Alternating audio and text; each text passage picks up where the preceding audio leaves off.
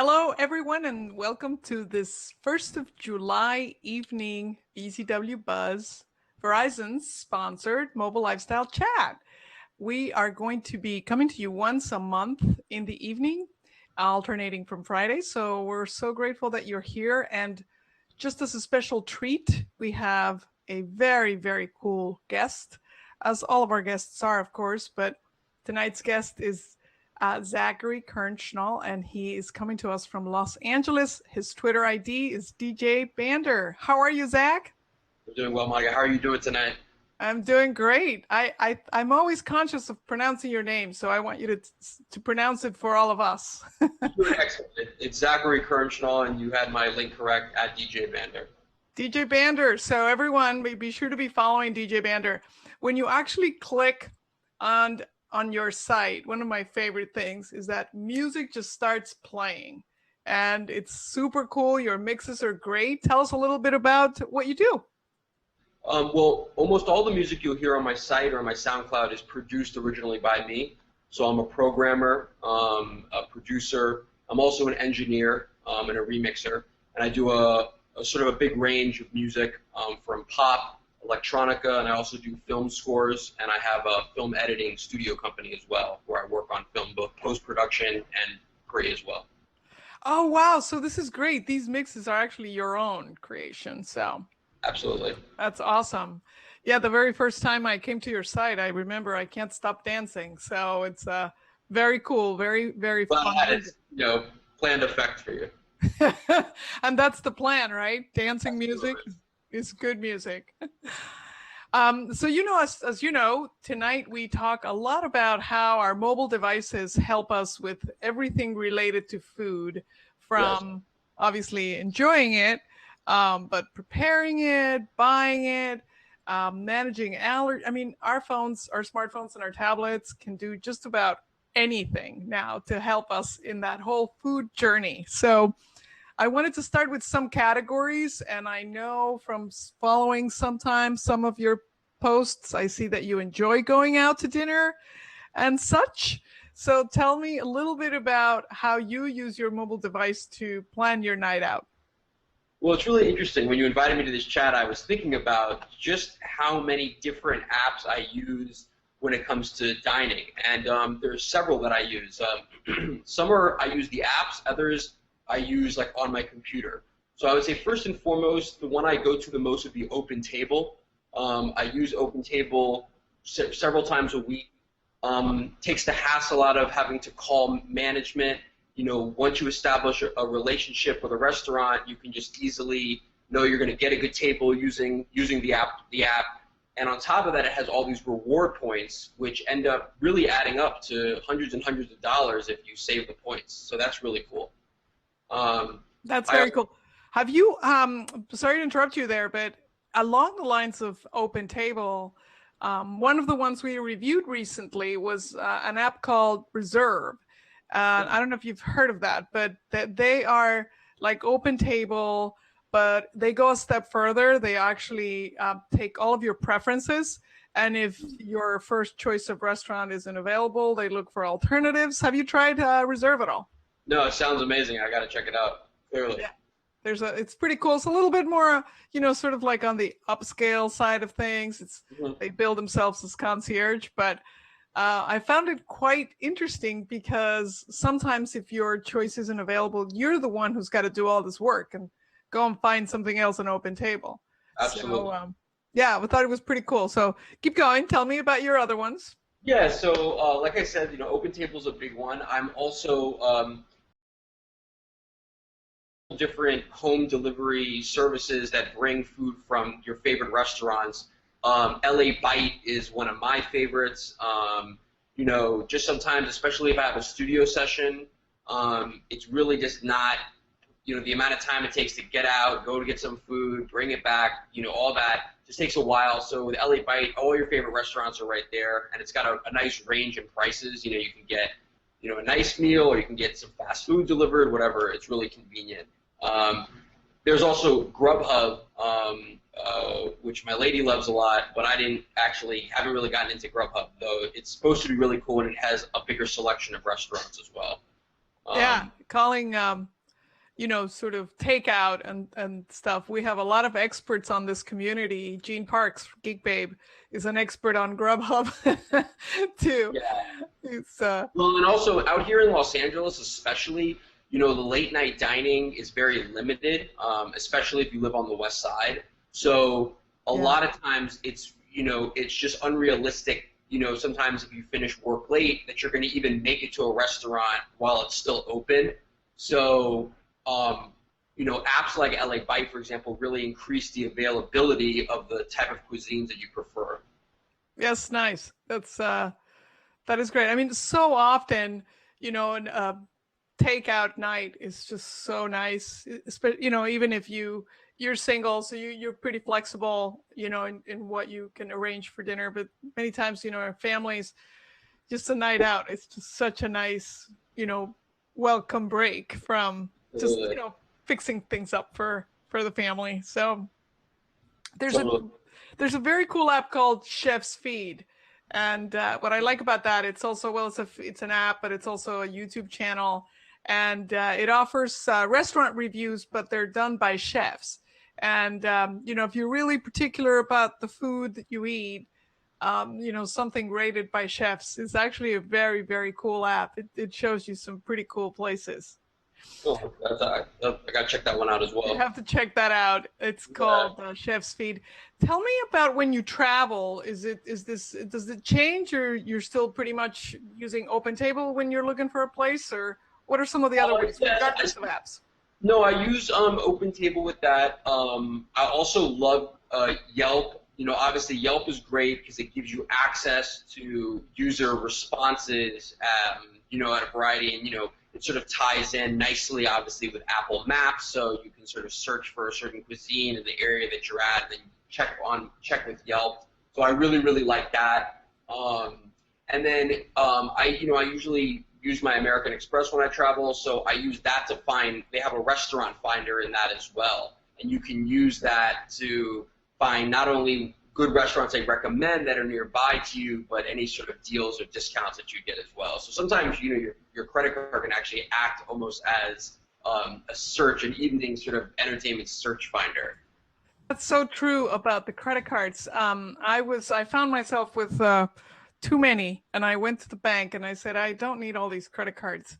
So tell me a little bit about what I'm missing here and why I have so many and how can I consolidate. And one of the features of the card that I chose to keep is exactly that. There's a lot of different services that potentially your credit cards. I know American Express, Platinum has a concierge service, but all of the credit cards have on some form or another a lot of benefits for restaurants and booking restaurants. Is very true. It's a very good tip. Yeah. And for the other West Coasters that limit one other one that's important is E24. I don't know if they have that as much on the East Coast still, but that one is seriously important for Los Angeles. Again, with the lack of late night dining, you really need apps to find, because there is food that's served late here in LA, but you have to know where it is. It's not just going to be right around the corner. It's going to be in a certain specific location. So E24 is also like a really good one. So that was E24 or EAT? I believe it's E24, EAT24. Yeah. Got it. Yeah. That makes sense. Actually, we're talking about eats. You're back on the East. You're on the East Coast where, cuisine is bountiful. Yeah, that's very true. It's a little easier. You can find the stuff everywhere. Walk down the street. If a restaurant's packed, you just go to the next one when you're in Manhattan, and chances are it's good. Tell me a little bit about preparation. Do you do anything as far as cooking, or have you ever entertained? I do a bit of cooking, but I really prefer making, like, my big thing with cooking is making shakes. So I'm really into my nutritional shakes. Specifically, I may have mentioned on the show once before, I do Shakeology a lot, with a product by Beachbody. So I use when I prepare my shakes, I often need a lot of groceries. So I obviously, the best thing to do is just go out and get your groceries. But again, sometimes I'll be like, oh, I'm ready to make a shake, and I don't have bananas or I don't have this thing. So I use Yummy.com, which is really popular out here in Los Angeles. It's a grocery store delivery service. So Oh, wow. yeah, That's like great. I always need almond milk, bananas, and organic peanut butter. So those things for the shake are really important for me. So like sometimes I'll just have to hit Yummy.com up real quick and deliver. That's when I use on the computer though. They don't have an app for it that I'm aware of, or at least not yet that I know of. So that one for West Coast folks was called what again? Yummy.com. Yummy as in YU? Right, as in wow, that's yummy, right? That's awesome. Yummy.com. Wow. Yeah, and the delivery fee is not that much, and they come within literally 20 minutes, 15 minutes sometime if they're close by. It's pretty amazing. Tell me that recipe again. So your shake, you do almond milk, organic peanut butter. The Shakeology shake, I highly recommend it to everybody that's interested in just a nutritional shake that gives you all of your vegetables and all of your dietary needs, and it's yummy, it's tasty. I add almond milk, peanut butter, and a little bit of water and a couple bananas, and you just put it into something like the NutriBullet. I highly recommend as far as a blender. And I do that every morning, first thing, and it has an array of benefits for the body, but mainly it's highly preventative of high blood pressure and of things that can cause cancer and the like. So it's really good for your overall immune system. Wow, so it's a banana. It's like one whole banana. You put like a scoop of the peanut butter and your almond milk. Absolutely, and you can use different fruits. Depending on what your style is. If you don't like bananas, you can put in strawberries is excellent tasting with it. Or put both in. So. Yum. That's actually what I like about that recipe is that it's simple. You don't have to remember 35 ingredients. It's the last shake recipe I got. Literally, it was like a long list of stuff, some of which I had never heard of. And it's nice when you can keep it simple. And so I have to try that. I have to tell you my recipe for a great shake because I have not been sick, knock on wood, for almost 3 years, sick. Like I haven't had a flu. Luckily, I don't remember. And nothing bad. And it's a lot of fresh ginger in my shakes, so any combination of like the fruits, vegetables that you like, and I just put a lot of ginger in and sometimes cayenne pepper, and so I'll do a green apple with maybe parsley or celery, cucumbers, little lemon, and then just ginger. And I don't know, but I totally attribute that to the fact that knock on wood, I've been healthy. I haven't been sick in a really, really long time. So we don't, unfortunately, and especially in America, we're just so used to this. It's really easy to get into the unhealthy eating habits, even if you go to nice places. And that's why I try to balance it. Like I said, I love to go out and I like rich foods, but it's important to have. You take some days off from that and try to eat as light as possible. Try to have a couple days where there's no meat. I really believe in meatless Mondays. I think it's really important for everybody to follow them and follow that. And doing stuff like the Shakeology really helps with that because it's such a light shake and it makes you feel full, but without any meat products, you almost don't even want to have meat that day. You want to continue the light feel, and it's easy to have like a salad or something after that. So. Yeah, that's nice. I am a gigantic fan of peanut butter, so I'll definitely have to try that for food. How about taking pictures? Are what are some of your tips? And before I forget, somebody's going to actually win this amazing Verizon Sony Xperia Z3. You'll recall that tablet we all got to enjoy. This is the phone, the smartphone version. And it's also waterproof. It's an incredible device. Takes great shots. Yes. I'm a big into the amateur photography actually. Most of my album graphics, I've been involved with the design and layout of them. I do a lot of the photography you see on my Instagram page, and I definitely hope that people will follow me on that. I'd love to follow everybody back if they use Instagram. It's the same as my Twitter. You'll see I do a lot of photography. I love taking pictures of just things I see around LA or New York when I travel that I find pretty, the sunsets or skyline shots, and I use a variety of apps. I like Camera Plus a lot, and the way that it pulls the contrast and filtering out. A lot of times what I do is actually, interestingly, is I will use Instagram itself to do a lot of photo editing, and then I'll take a screenshot of my picture that I've done inside Instagram, and then I move it from there into a variety of apps and then put it back into Instagram. So most of my pictures that you see have already been through Instagram once and then go through a bunch of apps and then go back into Instagram again. And that allows you to pull a lot of crazy effects and details out of the picture. You'll see that a lot in my shots that I post. That's very cool. So you actually take the picture and then you upload it on Instagram. You don't take it with the Instagram app. Right. Yeah. Exactly. Or I'll do it in Instagram, and then I'll get it into that load screen, and I'll just take a picture of it in the load screen, and then start all over again with that picture. Oh, okay. So you can get a doubling of effects. You got to be careful not to overdo it, though. It's a delicate trick, because you can make the picture look just too distorted if you do it too much. So just got to go easy with the effects. Yeah, that's actually very cool. Now, just for everyone to remember, you're DJ Bander also on Instagram, right? Yeah, same as my Twitter, @DJ Bander. Yeah. Okay. We're doing something cool. I wanted to tell everyone before I forget. Have you ever? I'm gonna ask you this random. Have you ever made a decision in your life? I'm gonna let you think about it for a minute.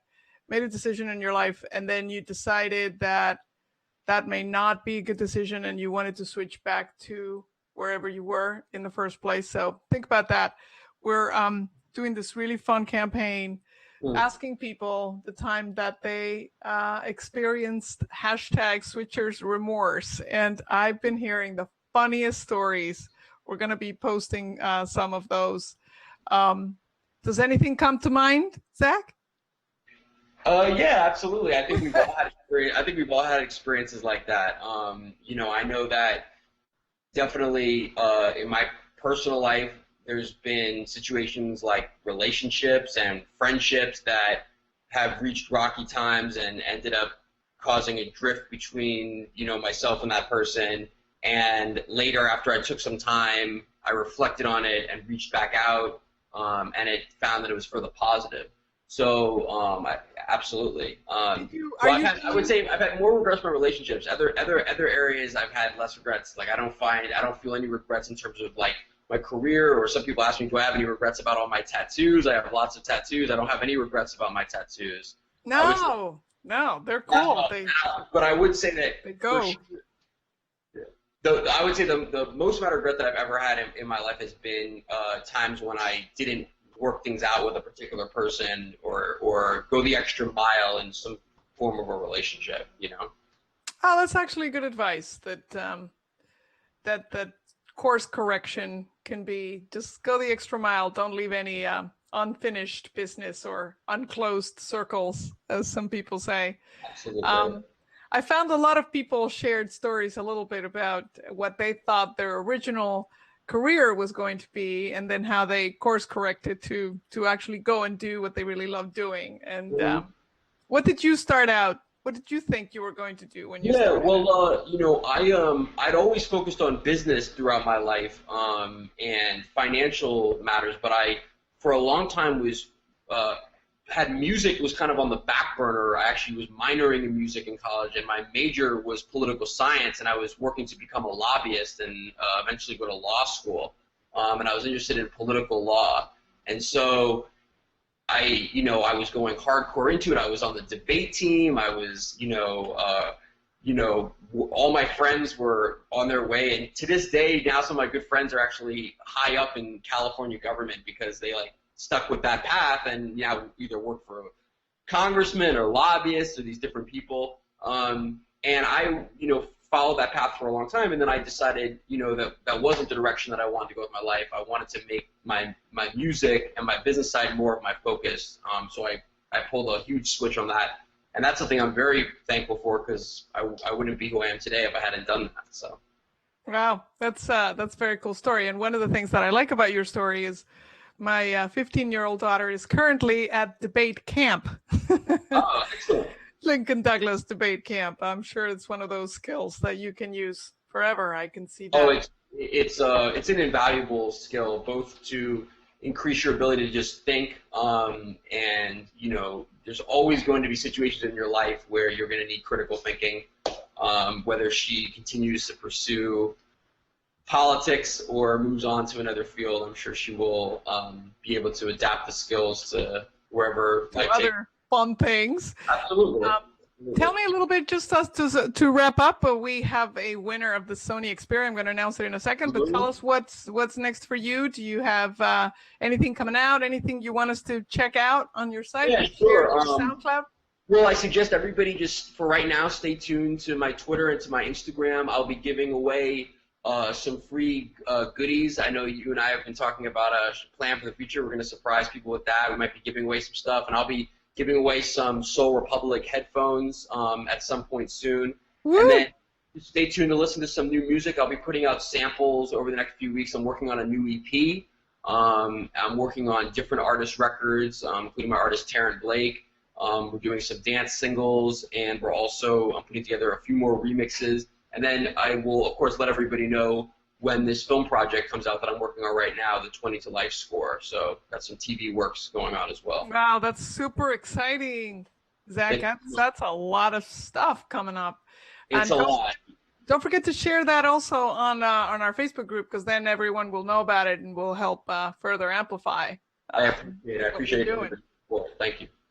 I like that one of your songs on the SoundCloud is called Summer Sessions. This is perfect, something we want to listen to in the summer. Absolutely. And actually, I may put out a new Summer Sessions for everybody soon. I usually do that sometime around July, so it may be coming out soon. We'll have to see. Well, that's really great. Zach, thank you so much for your time. I know that it's a very busy time for you. It's like the middle of the afternoon in LA, just winding down. Enjoy the sunset. We're actually just about to welcome the night here, but it's 8:30 in New York. And I'm really grateful that you could come on with us. I'm grateful to everyone in the chat and the recap for hanging out with us. We are going to announce the winner, and I'm just going to look up the Twitter ID, and that's @Lecrona. We're going to send you this. Nice. Congratulations. Yes. Thank you so much, everyone. And next week, we're going to have just the VZWBuzz Mobile Lifestyle Chat sponsored by Verizon Wireless, and that's on the 10th, Friday the 10th at the usual time, 3 p.m. Eastern. There will be no recap on the 10th, but we will come back on the 17th with a great recap for you. And we'll stay tuned with DJ for all of your developments. And thanks again so much. Have a great, great evening. You too, Monica. Thank you. Thanks, everyone. Ciao.